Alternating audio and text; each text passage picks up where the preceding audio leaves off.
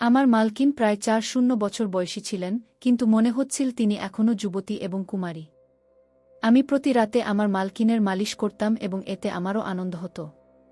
এক রাতে মালকিন আমাকে তেলের বোতল দিয়ে বললেন, দ্রুত আমার ঘরে আসো। সেই রাতে আমি আমার হুঁশ হারিয়ে ফেললাম, কারণ মালকিন আমার সাথে এমন কিছু করলেন যা আমি কল্পনাও করতে পারিনি।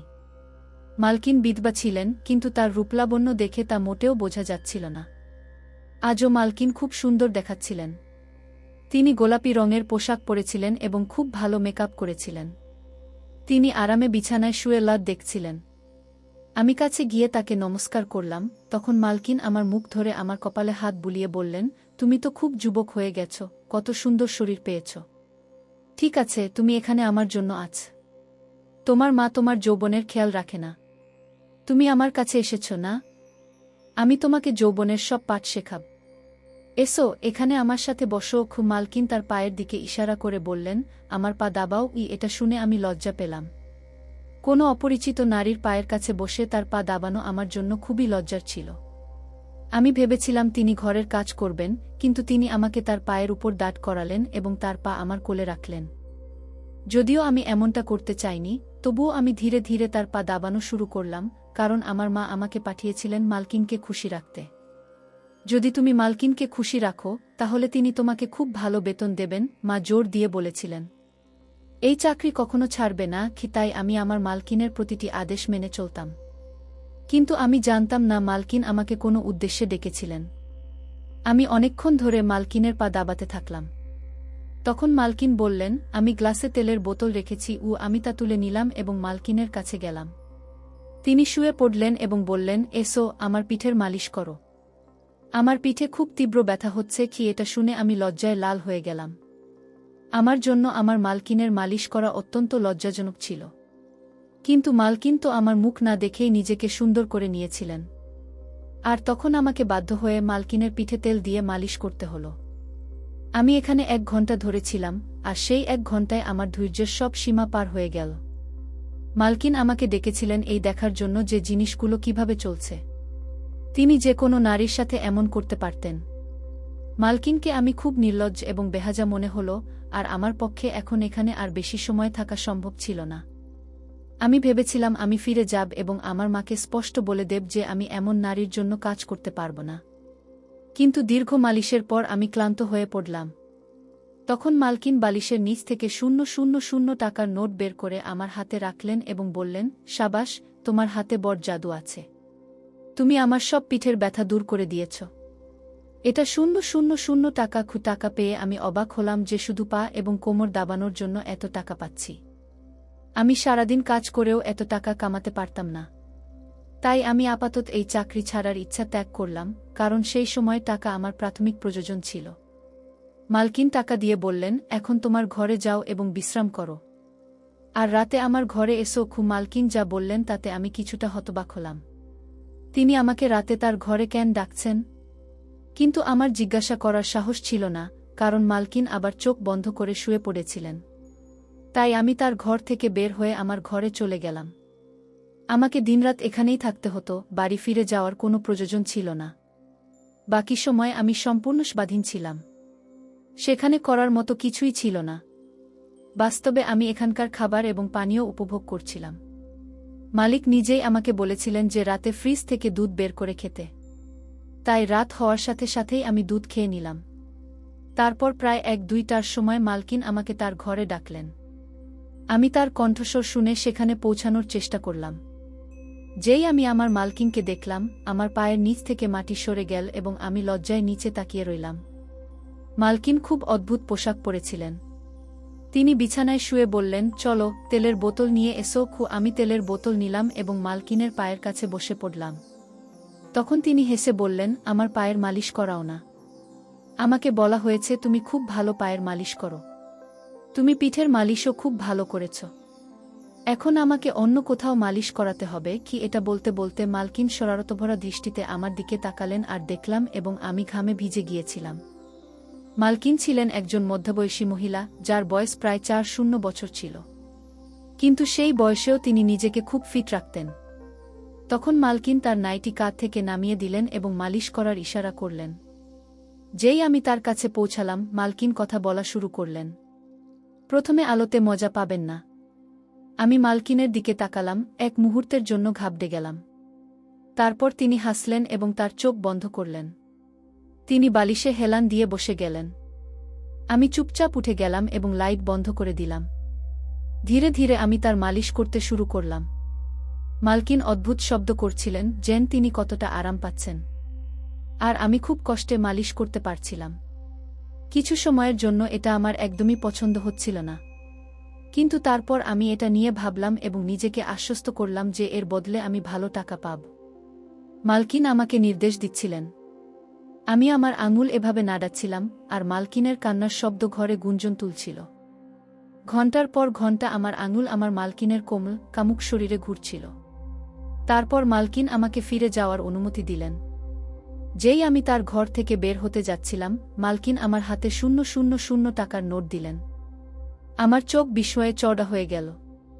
আমি দ্রুত নোট মুঠো বন্ধ করলাম এবং মালকিনের ঘর থেকে বেরিয়ে গেলাম, যাতে তিনি তা ফেরত চাইতে না পারেন। একদিনে এত টাকা কামিয়ে আমি খুশিতে পাগল হয়ে যাচ্ছিলাম। যখন আমি আমার ঘরে ফিরে শুয়ে পড়লাম, তখন আমি হাজারো স্বপ্ন দেখলাম যে যদি আমি আমার মালকিনের এভাবে সেবা করতে থাকি, তাহলে তিনি আমাকে সেই নোট ফেরত দেবেন এবং আমার বাড়ির সব সমস্যা মিটে যাবে। পরের সকালে যখন আমি উঠলাম, মালিক বাড়িতে ছিলেন না। একজন কর্মী পরিষ্কার করতে এসেছিল। সে জানাল যে মালকিন কোথাও বাইরে গেছেন। আমি খুশি খুশি বাংলো ঘুরতে লাগলাম এবং এভাবে ঘুরতে ঘুরতে বাড়ির পিছনে পৌঁছে গেলাম। সেখানে 2টি বন্ধ ঘর ছিল। আমি ভাবতে লাগলাম যে মালকিন এত বড় বাংলোতে কতটা একা বোধ করেন। আমরা সবাই একটি ছোট বাড়িতে 2টি ঘরে থাকি, তবুও যদি কেউ কোথাও চলে যায়, খুব একা লাগে। অথচ মালকিন তার স্বামীর মৃত্যুর পর থেকে একা ছিলেন। আমি এটা ভাবছিলাম, এমন সময় মালকিন পিছন থেকে এসে গেলেন। তিনি রেগে বললেন, তুমি এখানে কি করছো? আমার সাথে ঘরে চলো।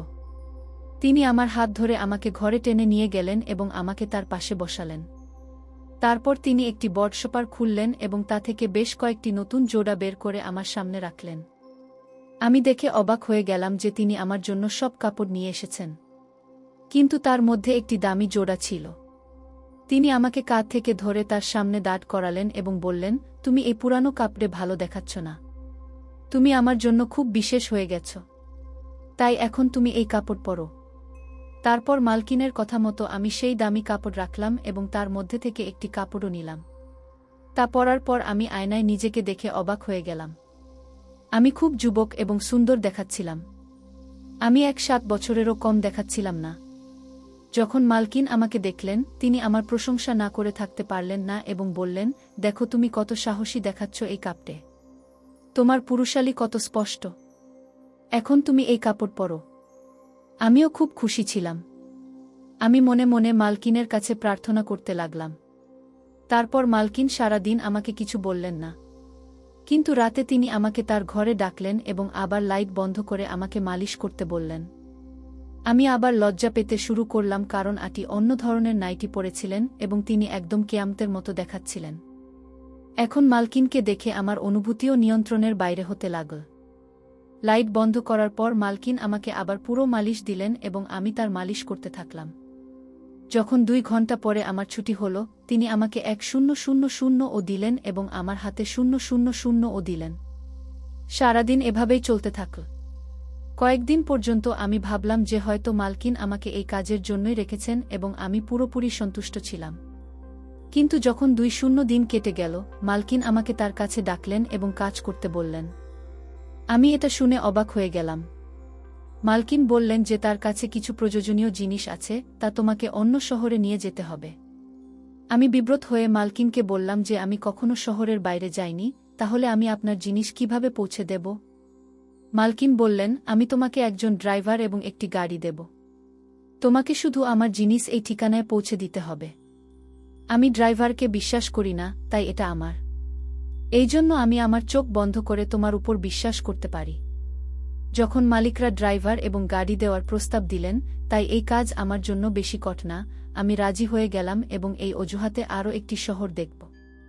মালিক একটি বড় পার্সেল গাড়িতে বোঝাই করলেন এবং আমাকে ড্রাইভারের পাশে বসিয়ে দিলেন। তিনি আমাকে ঠিকানা দিলেন এবং কথোপকথন শুরু করলেন। শুধু এই পার্সেলটি সাবধানে পৌঁছে দিতে হবে। তারপর আমরা চলে গেলাম। 2 ঘন্টা পরে আমরা শহরের সীমানা ছাড়িয়ে গিয়েছিলাম এবং তারপর মালিকের দেওয়া ঠিকানায় পার্সেলটি পৌঁছে দিলাম। রাত হওয়ার আগেই আমি ফিরে এসেছিলাম। যখন আমি ফিরে এসে মালিকনিকে জানালাম, তিনি খুব খুশি হলেন। তিনি আমার হাতে 000 রেখে দিলেন এবং বললেন, সত্যি বলতে তিনি খুব পরিশ্রমী মানুষ। এখন এটি সর্বদা আমার সাথে থাকবে। যদি আপনি খুব ক্লান্ত না হন তাহলে চলুন, আমাকে ম্যাসাজ করুন। মালিকনির কথা শুনে তিনি আবার তেলের বোতল তুলে নিলেন। আমি ক্লান্ত ছিলাম, কিন্তু 000 নোটের গন্ধ আমাকে আবার পুরনো স্মৃতি মনে করিয়ে দিল। আমি আমার মালিকনিকে দীর্ঘক্ষণ ম্যাসাজ করলাম এবং ঘরটি তাদের দীর্ঘশ্বাসে গুঞ্জরিত হতে থাকল। আমি অবাক হলাম যে মালিকনি তো বেশি কাজও করেননি, তাহলে আপনি এত ক্লান্ত হচ্ছেন কিভাবে? সম্ভবত মালিকনির শপিং ছাড়া সারাদিন অন্য কোনো কাজ ছিল না, কারণ তিনি প্রায়ই সকাল সকাল বাড়ি থেকে বেরিয়ে যেতেন এবং সন্ধ্যায় ফিরে আসতেন। কখনো কখনো এটা ভেবে আমি অবাক হই যে সেই মালিকনির এত টাকা কোথা থেকে আসে যখন তিনি বিধবা হয়ে গেছেন। যতদূর আমার মা আমাকে বলেছিলেন, মালিকনির প্রয়াত স্বামীও কোনো বিশেষ কাজ করতেন না। আমার মা আমাকে বলেছিলেন যে মালিকনির অবস্থা মালিকের মৃত্যুর পরেই বদলে গিয়েছিল, কিন্তু কেউ জানে না যে সেগুলো কিভাবে বদলেছে। যখন আমি মেসাজ শেষ করলাম, মালিকনি বললেন, আগামীকাল আরও একটি পার্সেল পৌঁছে দিতে হবে। যদি আপনি এভাবে কাজ চালিয়ে যান তাহলে চলুন দেখি তিনি কত টাকা উপার্জন করেন। আমি দ্বিতীয় পার্সেলের কথা শুনে খুব খুশি হলাম এবং আশা করলাম যে মালিকনি আমাকে আবার 000 দেবেন। কিন্তু মালিকনি আমাকে পরবর্তী পার্সেল পৌঁছে দিতে 00 দিয়েছিলেন, যদিও আমাকে শহরের বাইরে যেতে হয়নি, বরং শহরেই জিনিসপত্র পৌঁছে দিতে হয়েছিল। সেটি একটি বড় বাংলো ছিল যেখানে মালিকনির নির্দেশে আমি পার্সেলটি নামিয়ে দিয়েছিলাম। এটি এত ভারী ছিল যে তোলা যাচ্ছিল না। আমি জানি না মালিকনি তাতে কি পাঠিয়েছিলেন। যখন আমি সেই রাতে গেলাম এবং মালিকনিকে আমার কাজের কথা বললাম, তখন আমি তাকে জিজ্ঞাসা করলাম যে সেই পার্সেলটি কি যা এত ভারী এবং এত বড়। মালিকনি হেসে বললেন, এটি কিছু মূল্যবান জিনিস যা আমি লোকেদের অনুরোধে তাদের কাছে পৌঁছে দিই। তোমার মালিকের চলে যাওয়ার পর আমাকে বাড়ি চালানোর জন্য কিছু কাজ তো করতে হতো। বাড়িতে কেউ আমাকে আমার বিধবা অবস্থার কথা বলেনি। তুমি নিজেই জানো বাবা, কারো খারাপ সময়ে কেউ কাজে আসে না। তাই আমি শুধু এই ব্যবসা শুরু করেছিলাম। যখন আমার দিন বদলালো, সবাই আমার দিকে আঙুল তুলতে লাগল এবং জিজ্ঞাসা করতে লাগল যে আমি কি করি। কিন্তু এখন আমি লোকেদের কেন উত্তর দেব? মালিক বললেন, আমি যে ব্যবসা বুঝতে পেরেছি তা শুরু করেছি এবং এখন তুমিও এতে আমার সাথে যোগ দিয়েছ। কারণ এতদিন আমি কাউকে বিশ্বাস করিনি, কিন্তু এখন আমি তোমাকে বিশ্বাস করতে শুরু করেছি। তাই এখন তোমাকে দিনে 2 বা 3 বার পার্সেল পৌঁছে দিতে হবে যাতে ব্যবসা দ্রুত বৃদ্ধি পায়।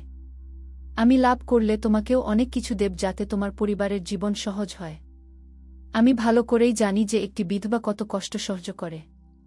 মালিকনি আমাকে ব্যবসার বৃদ্ধির সাথে সমৃদ্ধির স্বপ্ন দেখাতে লাগলেন এবং আমিও সেই স্বপ্নের পিছনে ছুটেছিলাম। এখন আমি বুঝতে পেরেছি যে মালিকনি সারাদিন কেন শপিং করতেন।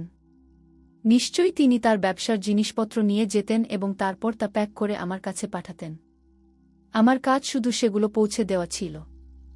ড্রাইভার এবং গাড়িও মালিক দ্বারা সরবরাহ করা হয়েছিল। আমি আনন্দের সাথে এই কাজ করতাম।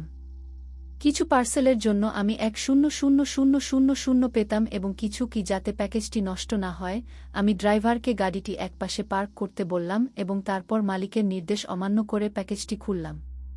প্যাকেজ খুলতেই আমি হতবাক হয়ে গেলাম। ভিতরে একটি ছোট মেয়ে বাঁধা ছিল এবং তার নড়াচড়ার কারণে বাক্সটি নড়ছিল। তার মুখে টেপ লাগানো ছিল এবং হাত পা বাঁধা ছিল। আমি যেই না তার মুখ থেকে টেপ সরালাম, সে চিৎকার করে উঠল এবং সাহায্যের জন্য ডাকতে লাগল। ভাগ্যক্রমে আশেপাশে কেউ ছিল না। আমি মেয়েটিকে বললাম, চুপ করো, আমি তোমাকে সাহায্য করব, কিন্তু আওয়াজ কম রাখো। আমি ড্রাইভারের দিকে তাকালাম, সেও ভয় পেয়ে গিয়েছিল। আমি তাকে বললাম, গাড়িটি একটা নির্জন জায়গায় নিয়ে যাও, তারপর মেয়েটির কাছ থেকে বোঝার চেষ্টা করব কি ঘটেছে। আমি মেয়েটির হাত পা খুলে দিলাম এবং তাকে গাড়িতে বসতে বললাম। সে আমার উপর আস্থা রাখল। তারপর আমরা তাকে একটি নির্জন জায়গায় নিয়ে গেলাম। যখন সে সবকিছু বলতে শুরু করল, আমি সত্যি বুঝতে পারলাম আমার মালিক আমাকে কিভাবে পাপের দলদে ঠেলে দিয়েছিল। সে আমাকে কিভাবে ব্যবহার করেছিল। আমি টাকার ঝলক এবং সুখে এতটাই মগ্ন ছিলাম যে আমি কখনোই জানতে চাইনি প্যাকেজের ভিতরে কি আছে বা মালিক আমাকে এত টাকা কেন দিচ্ছে। মেয়েটি আমাকে বলল, একটি ছেলে তাকে প্রেমের ফাঁদে ফেলেছিল, তারপর মিটিংয়ের নামে ডেকে বেহুশ করে দিয়েছিল। যখন তার জ্ঞান ফিরল, সে একটি বাংলো ছিল, যেখানে তার মতো আরও অনেক মেয়ে ছিল।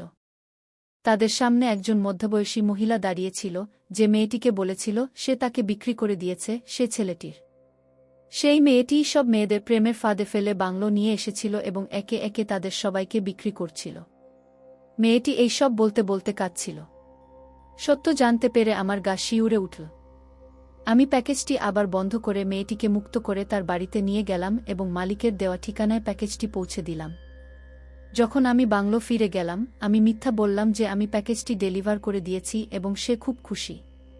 কিন্তু কিছুক্ষণ পর মালিকের ফোন এল এবং তার মুখ রাগে লাল হয়ে গেল। মালিক জানতে পারল প্যাকেজটি খালি এসেছে এবং ভিতরে কোনো মেয়ে নেই। মালিক আমার কলার ধরে বলল, দেখো পল, সত্যি বলো, তুমি কি করেছ? প্যাকেজের ভিতরের জিনিস কোথায় গেল? আমি মালিককে বললাম, আমি সবসময় আপনার আদেশ মেনেছি, আমি কি জানি জিনিসটা কোথায়? মালিক আমার গালে চড় মেরে বলল, আমি নিজে প্যাকেজটি বানিয়েছিলাম, তাহলে ভিতরের মাল কিভাবে গায়েব হয়ে গেল? ক্লায়েন্ট পুরো 1 লক্ষ দিয়েছে, যদি সে জিনিস না পায়, সে আমাকে হুমকি দিচ্ছে। আমি বললাম, আমি জানি না আপনার প্যাকেজে কি ছিল, আমি ঠিক যেমনটা প্যাক করা ছিল তেমনি পৌঁছে দিয়েছি। মালিক রাগে আমার দিকে তাকিয়ে বলল, বেশি মাসুম বনো না, আমি ভালো করেই জানি তুমি ছাড়া আর কেউ এই প্যাকেজ খোলেনি। তুমি প্যাকেজটি ডেলিভার করেছিলে, তাহলে তুমিই আমাকে বলো সেটি কোথায়? মালিকের কথা শুনে আমি মনে মনে হাসলাম এবং ইচ্ছা করে জিজ্ঞাসা করলাম, আপনি কোনো মেয়ের কথা বলছেন? আপনি তো পণ্য ডেলিভার করেন, তাহলে সেই মেয়েটি কোথা থেকে এল? প্যাকেজে কি কোনো মেয়ে ছিল? মালিক বুঝে গেল আমি তার সাথে খেলছি। সে বলল, বেশি চালাকি করো না, আমি তোমার বিরুদ্ধে পুলিশে রিপোর্ট করব, চুরির অভিযোগ দেব যে তুমি আমার বাড়ি থেকে জিনিস চুরি করেছ। মালিকের কথা শুনে আমি হেসে বললাম, ঠিক আছে, পুলিশকে ডাকো, যা করতে হয় করো। কিন্তু মনে রেখো, যখন সেই মেয়েটি তোমার বিরুদ্ধে সাক্ষ্য দেবে, তুমি কোথাও পালাতে পারবে না। মালিকের হুঁশ উড়ে গেল। সে ভেবেছিল আমি 6 বছরের ছেলে, তার হুমকিতে ভয় পাব। কিন্তু আমি সবসময় নির্ভীক ছিলাম, আমার কোনো কিছুর ভয় ছিল না।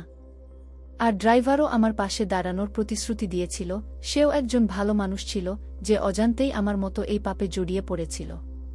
মালিক যখন আমার চেহারায় ভাব দেখল, সে বলল, আমি তোমাকে সাহায্য করেছি, কিন্তু তুমি আমার শত্রু হয়ে যাচ্ছ। যদি আমরা দুজনে মিলে কাজ করি, অনেক টাকা কামানো যাবে।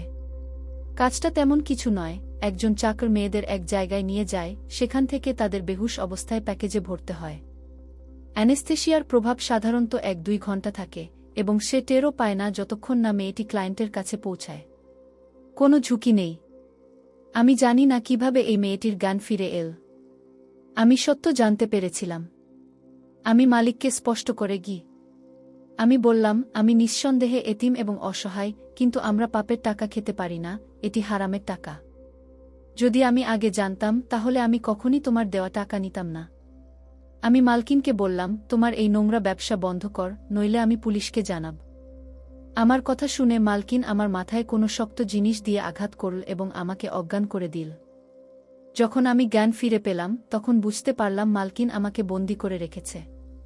আমাকে পিছনের খালি ঘরগুলোর একটিতে বন্দি করে রাখা হয়েছিল। আমি চিৎকার করতে থাকলাম, কিন্তু মালকিন আমাকে যেতে দিল না। 2 দিন এভাবেই কেটে গেল। আমি সম্পূর্ণরূপে ক্লান্ত হয়ে পড়েছিলাম। মালকিন বলল, যদি তুমি স্বাধীনতা চাও, তাহলে আমার সাথে হাত মিলাও এবং আমরা একসাথে ব্যবসা করব। আমাকে বের হওয়ার জন্য কিছু করতে হয়েছিল, তাই আমি সাময়িকভাবে মালকিনের সাথে হাত মিলালাম এবং পরে পার্সেল পৌঁছে দেওয়ার অজুহাতে পরবর্তী মেয়েটিকে পুলিশ স্টেশনে নিয়ে গেলাম। সে মালকিনের বিরুদ্ধে সাক্ষ্য দিল এবং মালকিনকে গ্রেপ্তার করা হল। মালকিন বিশ্বাস করতে পারল না যে আমি তাকে প্রতারিত করেছি। সে ভেবেছিল আমি টাকার লোভী, কিন্তু আমি টাকার লোভী ছিলাম না। আমি হালাল ছিলাম। আমি টাকা উপার্জন করতে চেয়েছিলাম। আজ মালকিন জেলের পিছনে আছে এবং পুলিশ সব মেয়েদের মুক্ত করে দিয়েছে। আমি আমার বাড়িতে ফিরে এসেছি। পুলিশ আমাকে একটি বড় পুরস্কার দিল এবং বলল, সরকার তোমাকে এই পুরস্কার দিয়েছে এবং এটি সেই টাকা যা তোমার প্রাপ্য, কারণ তুমি অনেক মেয়ের জীবন বাঁচিয়েছ এবং তাদের অপমান থেকে রক্ষা করেছ। এটি শুনে আমি টাকা হাতে নিলাম এবং খুশি হয়ে সরাসরি আমার বাড়িতে চলে গেলাম।